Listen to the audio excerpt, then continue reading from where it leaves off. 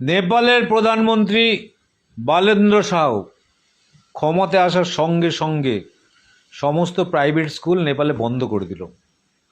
বলল যত বড় নেতা হোক, যত বড় মন্ত্রী হোক, প্রধানমন্ত্রী হোক, রাষ্ট্রপতি হোক, যত বড় আমলাই হোক, সব সরকারি স্কুলে লেখাপড়া করতে হবে। যেখানে ধনীর ছেলেরা লেখাপড়া করে সেখানে দরিদ্র ছেলেরাও লেখাপড়া করবে, যেখানে দরিদ্র ছেলেরা লেখাপড়া করে সেখানে আমলার ছেলেরাও লেখাপড়া করবে। শিক্ষার ক্ষেত্রে কোনো পার্থক্য নেই। ভারতবর্ষে কি চলছে? পারবে মোদি এটা করতে? কোনোদিন পারবে মোদি করতে? মোদি নিজে থেকে সিদ্ধান্ত নিয়ে করতে পারবে? করতে পারবে না। শিক্ষার নামে ভারতবর্ষের মানুষকে শোষণ করা হচ্ছে।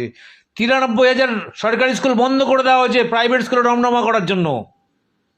এই প্রাইভেট স্কুলে প্রত্যেক বছর রিঅ্যাডমিশন 1 লক্ষ, 1.5 লক্ষ, 2 লক্ষ, 5 লক্ষ, 15 লক্ষ টাকা পর্যন্ত প্রত্যেক বছর রিঅ্যাডমিশন করে লোকের কাছ থেকে শোষণ করছে।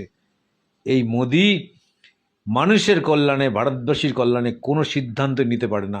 একটা রোবোটিক প্রধানমন্ত্রী। ডোনাল্ড ট্রাম্প যেভাবে নির্দেশ দেবে, যেভাবে রিমোট কন্ট্রোল চালাবে, ওকে সেভাবেই চলতে হবে।